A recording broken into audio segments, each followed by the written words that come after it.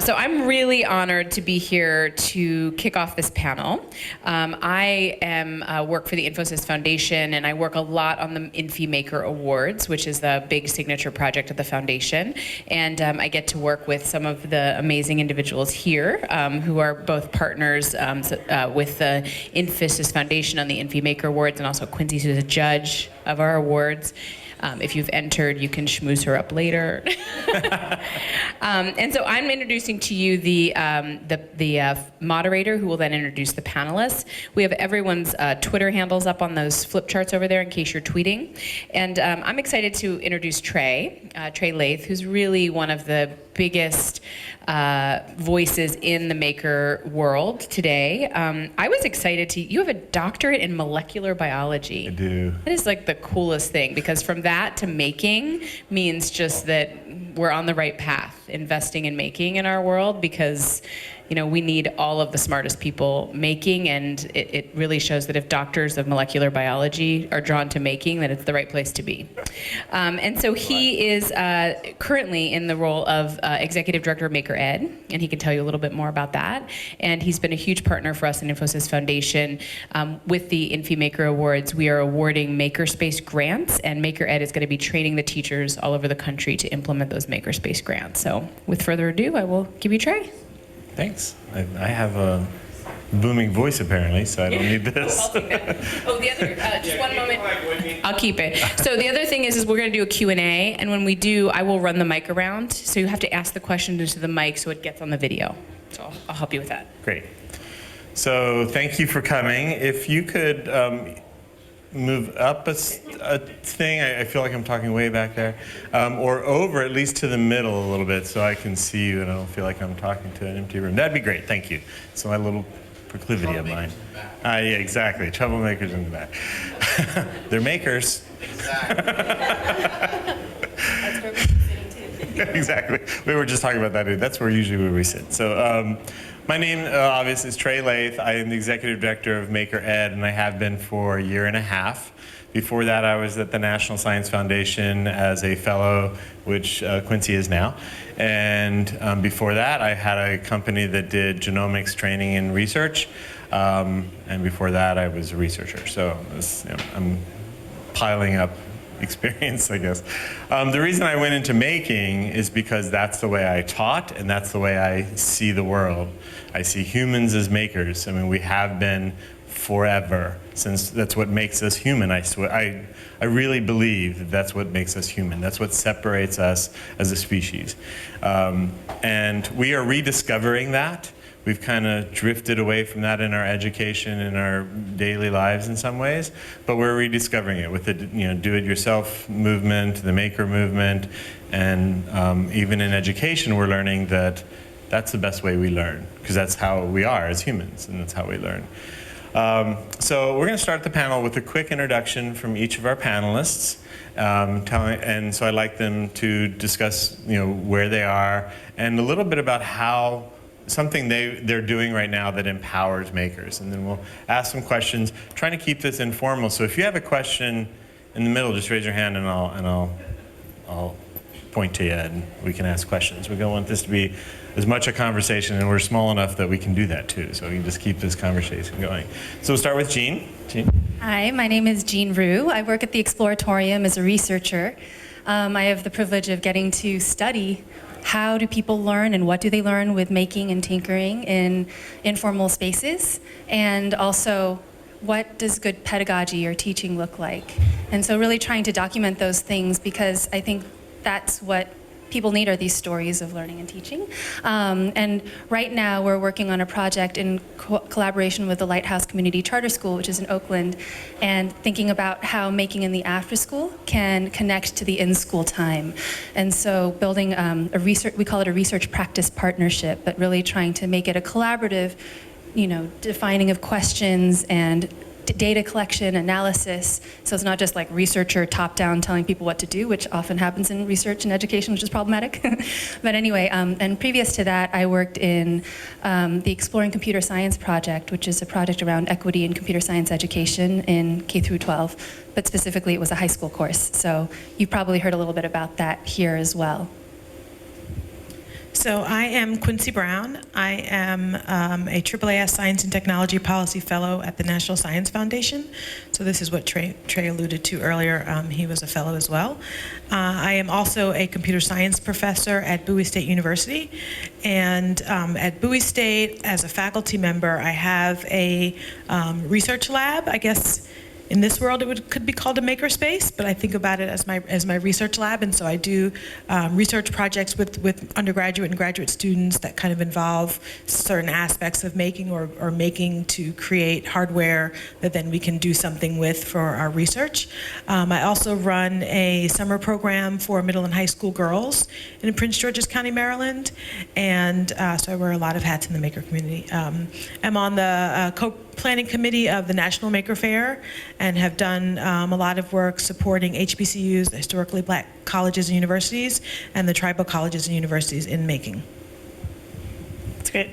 Trey, I have to tell you that I was sitting next to you in the audience, and the panel before us referred to you, pointed at you and said Maker Ed, and so I thought your name was Maker Ed. I was like Bill Nye the Science Guy, this is Maker Ed. I was really kind of disappointed.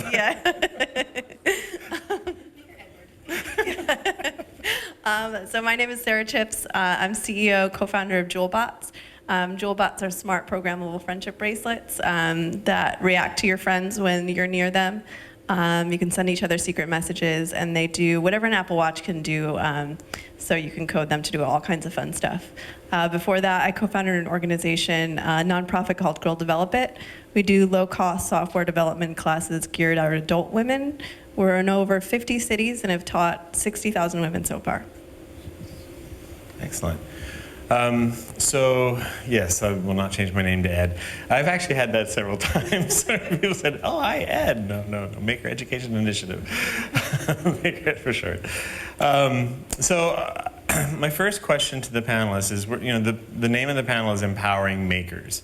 And as I alluded to or said earlier, that we are all makers. We're born. I've had 2 kids, and I've watched them make. I mean, and in the terms that, with using all the things that we talk about at Maker Education Initiative or Maker Ed, around iteration and failure and innovation, and they do that. That's just naturally what they do. They're testing out their world, right?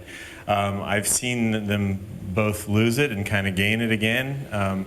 But we want to empower kids to and not kids, the rest of us, to start making again, because it is the way we learn. So my first question will be, there are huge segments of our population or huge segments of our time where we aren't empowered to do that. So what do you see individually, all 3 of you, as there's many things, but the one thing that is a key to making sure that youth are empowered to be makers? We can just start with Quincy. So, I guess one of the things that I think about is labels, right? And so I tend to not self-identify as a maker, and I try not to put that label on the work that I support young people in doing, but I at the same time make them aware of this notion of making. Right, so that they understand that they are part of a community if they choose to be, and if not, that's okay. That it's really more about them and the ability to take their ideas and make them into reality, whatever they may be, right? And so that it's not about you being a maker per se, and having to fit this certain mold or use the tools that makers use, but it's more about, hey, you have an idea, be it something that's hardware, software, fabric, wood, cardboard, whatever it may be, but that you are empowered, and there are tools that exist that will help you take that idea from your thoughts in your head until actually something that's tangible. And that to me is where the power is, and that's what I try to focus on in the young people that I work with. Yeah, when looking at the title of this session, Empowering Makers, I was thinking, to really understand how to empower makers, we have to consider what's disempowering for makers. And at the keynote this morning, there was this mention of to solve a problem, half the way there is knowing what the problem is. but then, you know, thinking the positive of then what do you do beyond that? And I think that, so I was thinking about, okay, what is disempowering for children and for adults when it comes to getting involved with what we now call making, but as you aptly point out, it's a human thing that everyone does, and I think that's what's so exciting about it, is reconnecting with this very human and emotional aspect, which was described in the session just before. And so I was thinking about, like, well, kids that face stereotyping labels, like you're mentioning, feeling like they don't belong, feeling like it's not okay to take risks. And so then I was thinking, well, then who is or what is key to challenging what disempowers?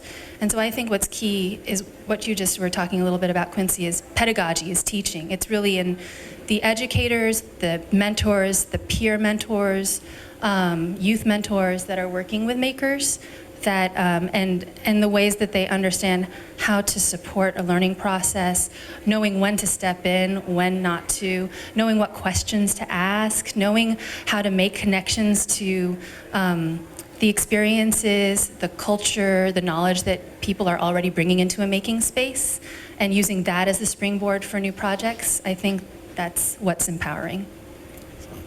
Yeah, I'm so surprised. You guys really, I have the same thing to say. That's so neat.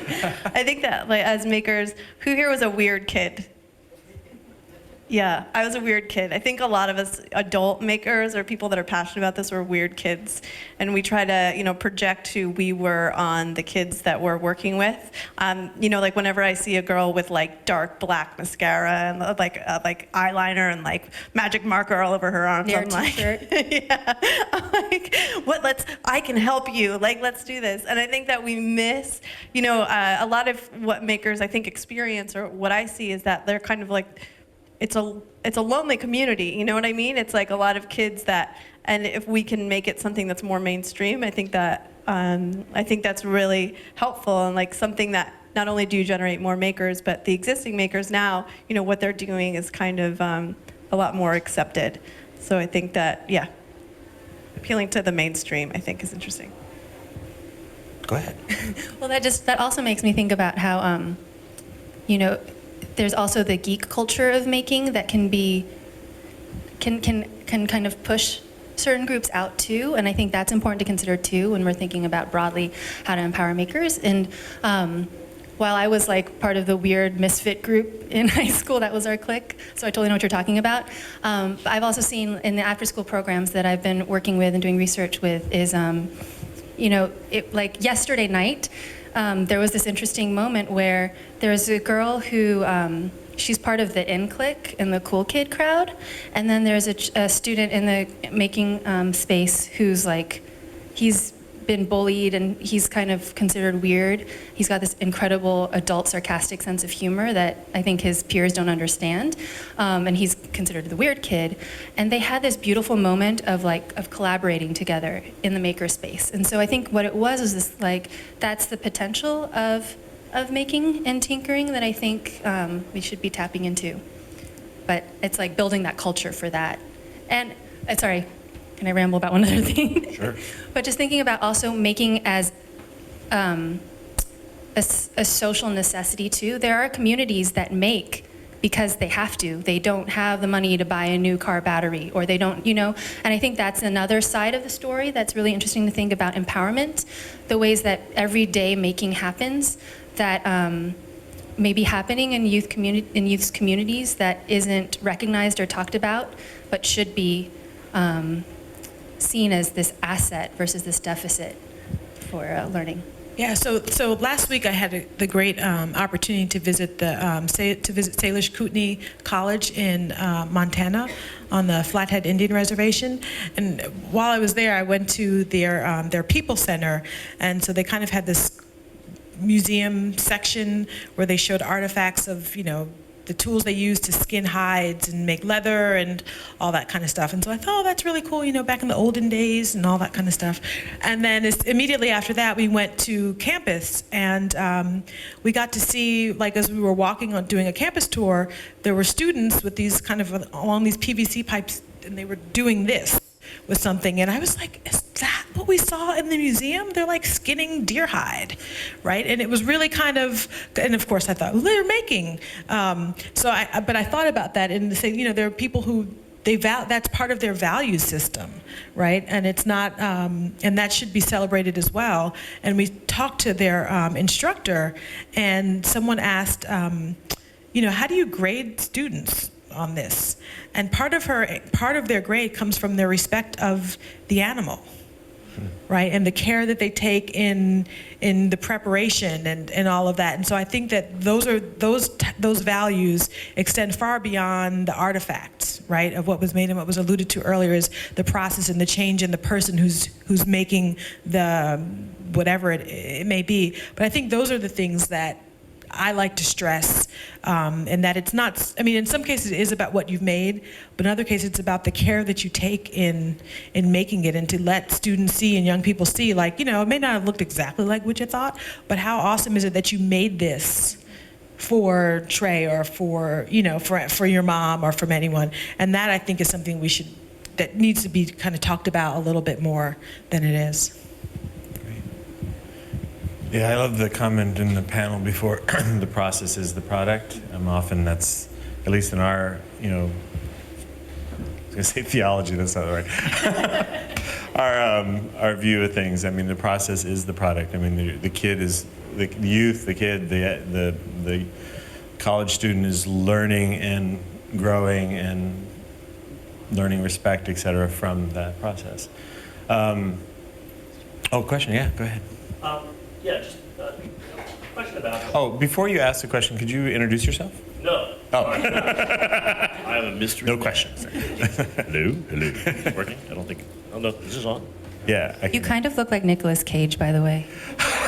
Maybe I am. I said I'm here incognito. A little bit of My name is Nicolas Cage, and I am an actor / board member of a.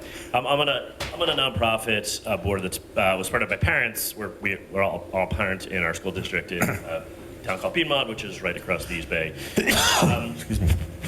So we're, the idea of Piedmont Makers as an organization is just to promote STEAM education, basically in schools, out of schools.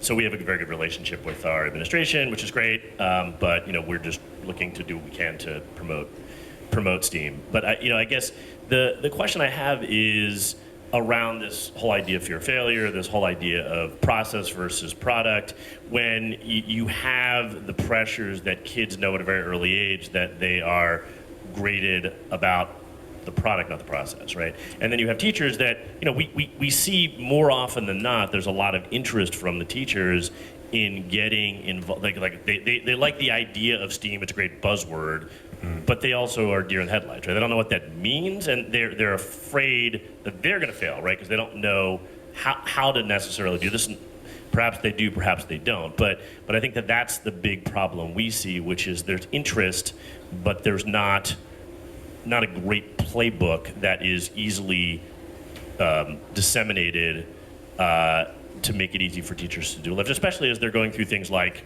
trying to integrate to Common Core. So I guess I'd love to hear your guys' thoughts about that, because it seems like a big issue. We did a design workshop with a middle school group, thinking about this. One of the questions we asked was, we did some icebreakers. We said, well, would you rather do this or that? So one of the questions we asked, would you rather be the top student in your class, or would you rather have 1 million followers on Instagram or Snapchat? And it's interesting, they divided up amongst the two, and then somebody raised their hand and said, well, are we in middle school or high school? Because they have this understanding that you have this baton death march that starts the college, and it's about grades, right? So how do you start to get around that, right? And how do you deal with the fact that the teachers are such a key element of it, but they don't really know, and also the kids are kind of almost bred to think about the product, not the process. So do you want to, both of you seem to have.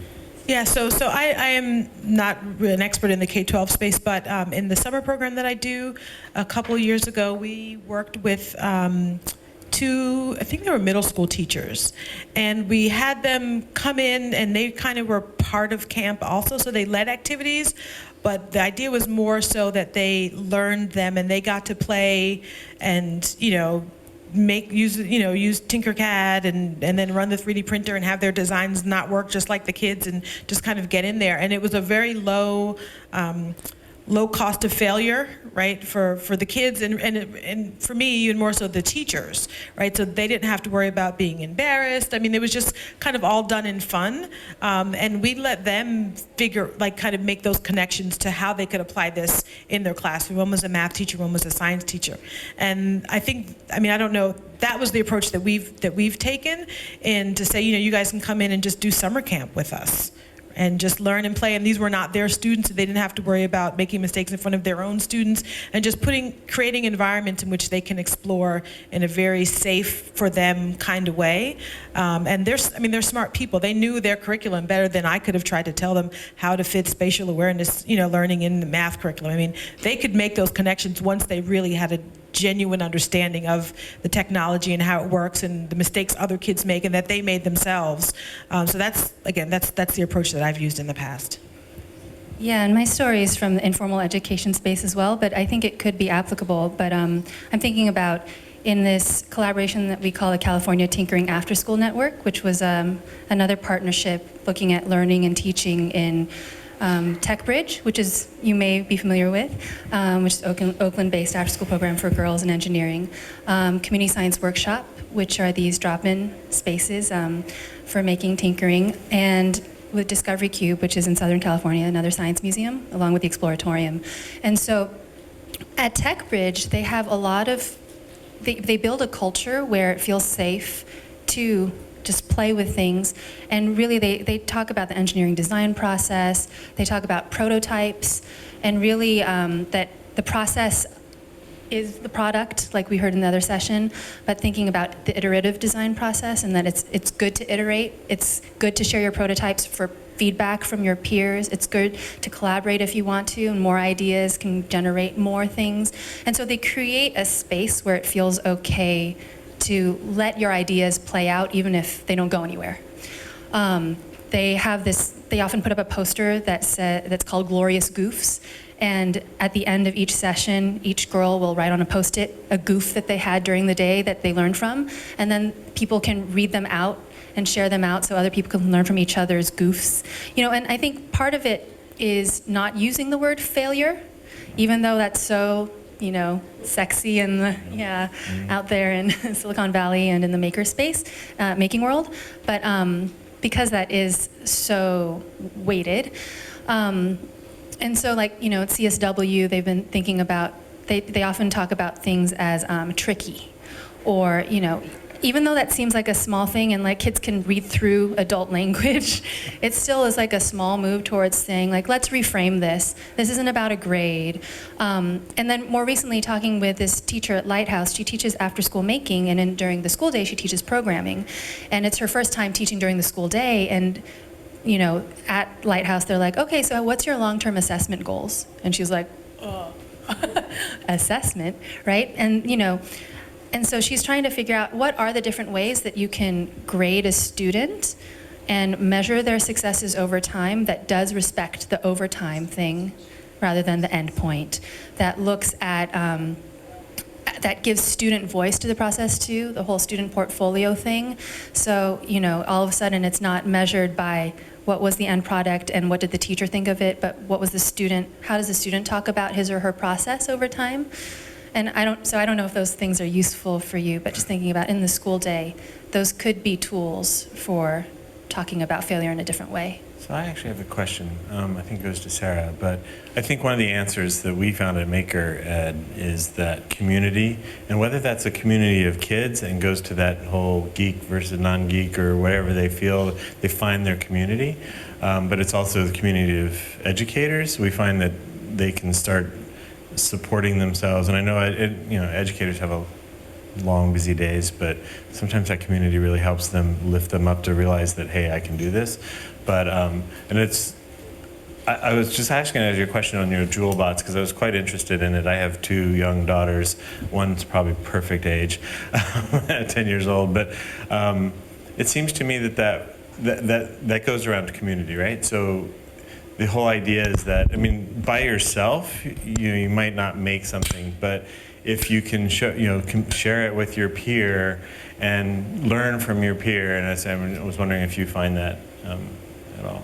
Yeah, I think that's kind of the idea. When we first started out, and this is a Jewelbot, by the way, it's like one of these little guys, and basically they react to your friends when they're nearby, so your Jewelbots match when you're near each other. They glow your friendship color. So in the beginning, I was like, let's make a bracelet that you can change the color based on your outfit. So we built a prototype, and we started going to schools. What we did was we do like beginner electronics classes, and teachers were excited about that, and then we got to find out opinions.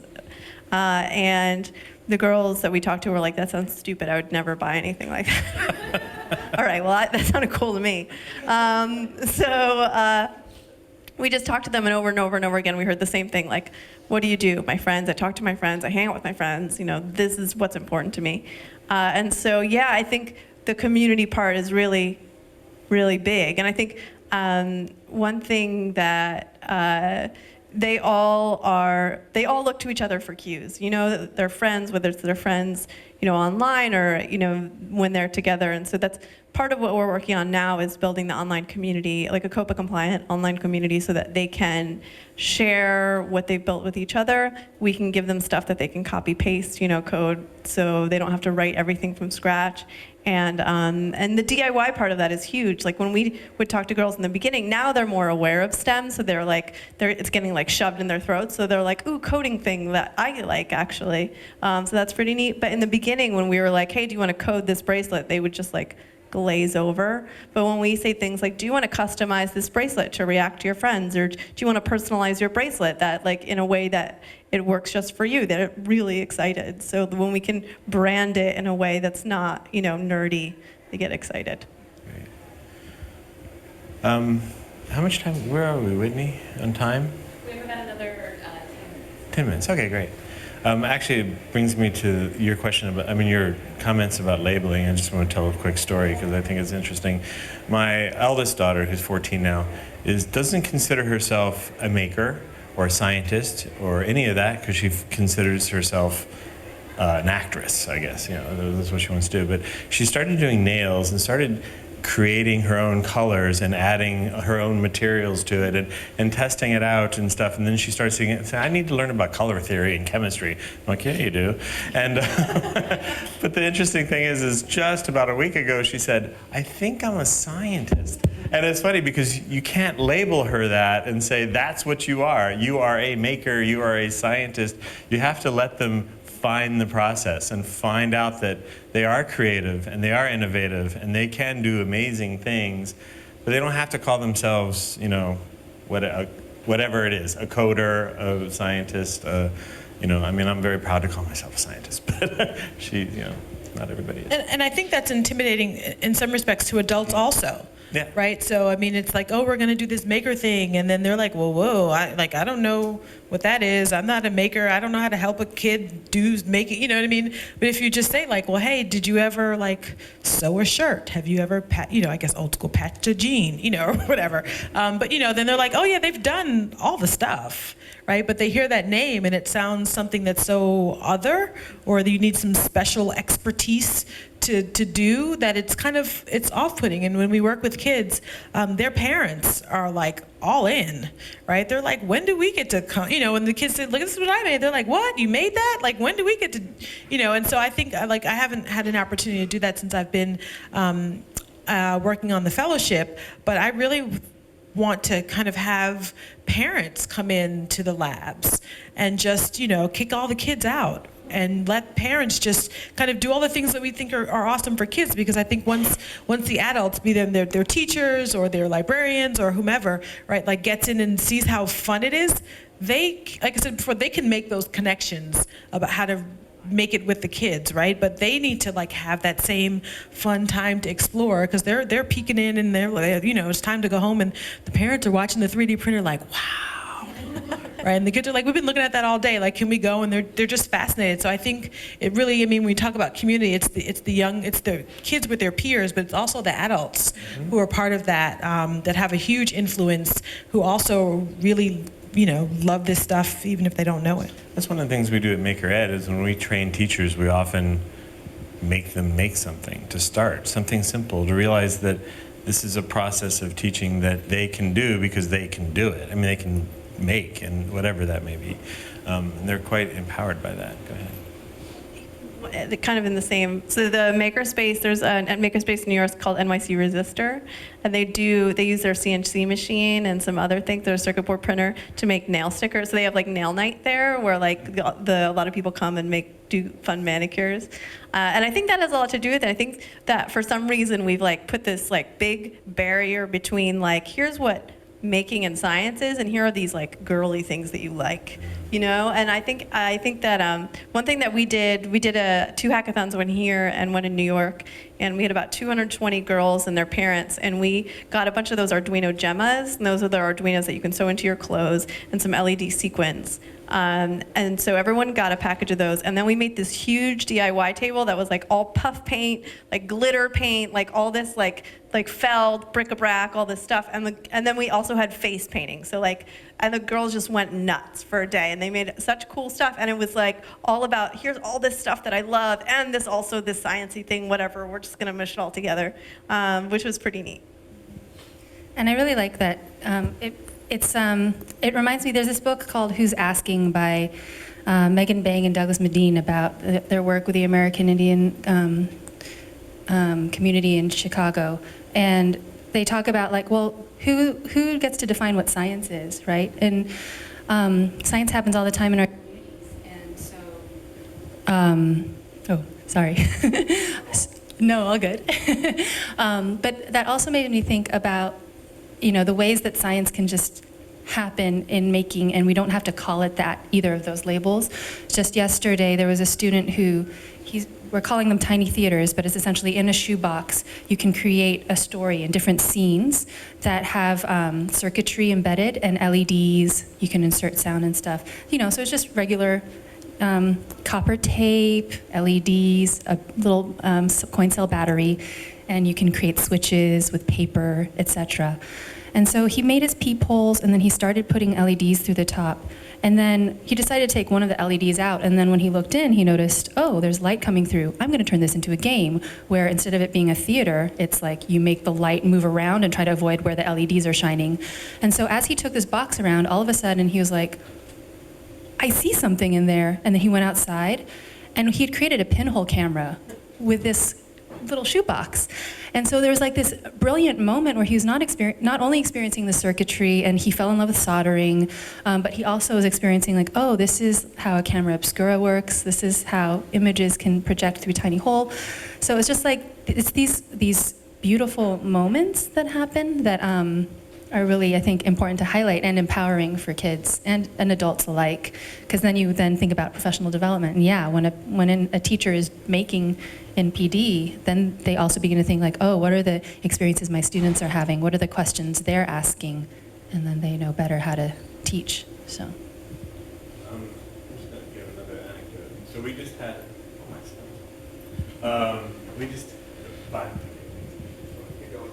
Is there any questions? Since we have 5 minutes left before I continue. Okay, I'm going to tell it quick.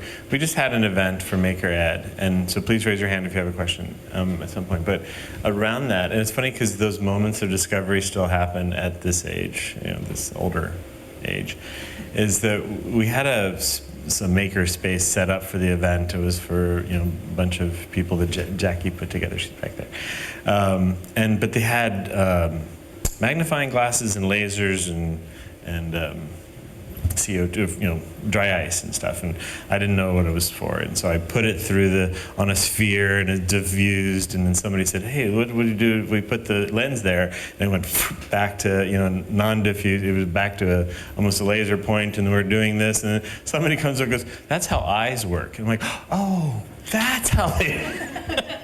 I must have learned it 1,000 times. I am a scientist, but I'm a molecular biologist. I don't work in the real world. But I was like, it was an amazing moment of like playing and tinkering and making things that I just, is like, it came to me, you know, and we see that with kids all the time when they're doing those things. And it's a great way to learn deeply. So that's one of the things we always tell educators. It's a great way to learn deeply. That just made me think about something. I don't think he's still here, but there was a gentleman who asked about how you assess making. And how do you assess for those moments where it's just that aha? Because I don't think anybody ever planned that you would learn that as a byproduct of making that's how eyes work. Well, how would you even know to think to ask that question to begin with, that children might learn something that you weren't even looking to assess for? That's a good question. Do you have an answer?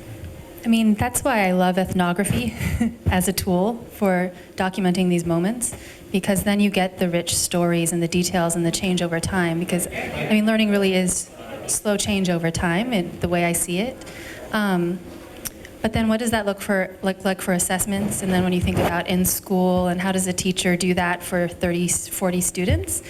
I don't really know how to answer that question. But yeah, maybe you have an idea. I wouldn't say that this is the answer, but this is how I do it. We do a learning blog. So every student, after using our makerspace or having a session in the makerspace, they write in their learning blog. And it's about, they write about what was easy, what was hard, what challenges they encountered, what they liked, what they learned, whatever. And then that's what the teacher can use to assess, right? They use not just a single instance of the learning blog, but they look at, here's a 5, blog sequence, and we can say, look, I now have something like, evidence that I can show that this student is growing.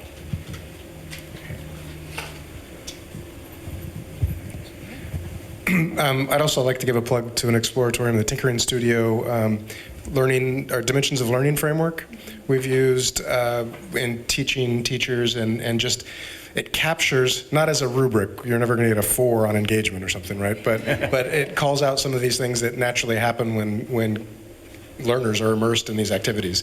So at the end of doing some activities, we often cut these little standards into strips, content standards, but also these dimensions of learning standards. What did you see come up in these activities that we were doing? It's an amazing way to get to call out, what these soft skills are really. But also in that same framework, there's some great facilitation moves and ways to train people in doing something that's a new way of doing things. And most teachers are skilled in a certain way of doing things that we want to try and change a little bit. So, Thank you. One more question. Or comment. Comment?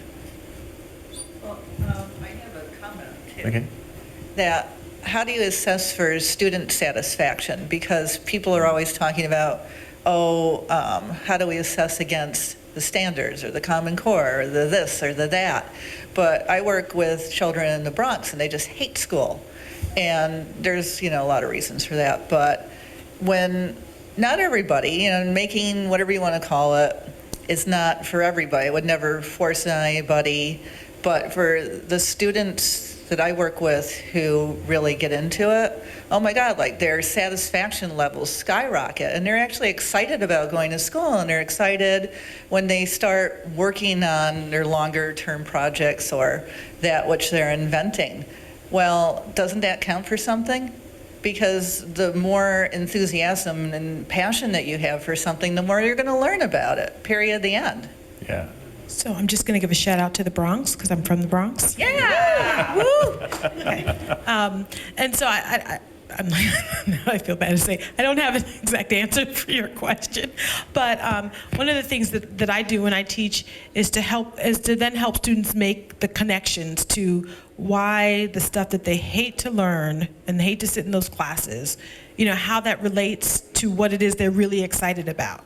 Right? To say like, well, there's some principles here, some of this is math, the thing you hate, those equations, just imagine if you had to make this, 1,000 times bigger, right? You couldn't measure it with a tape measure, but the things that you're learning in that class that you really don't like will teach you how you can do that. And so I try to, because they can't see that, right? But that's kind of, what I can see. And so I try to and hope that makes that a little more palatable to say, the things that you're learning aren't useless. It may be boring, but it really can help you make, whatever you're excited about even better, or here's how those things relate.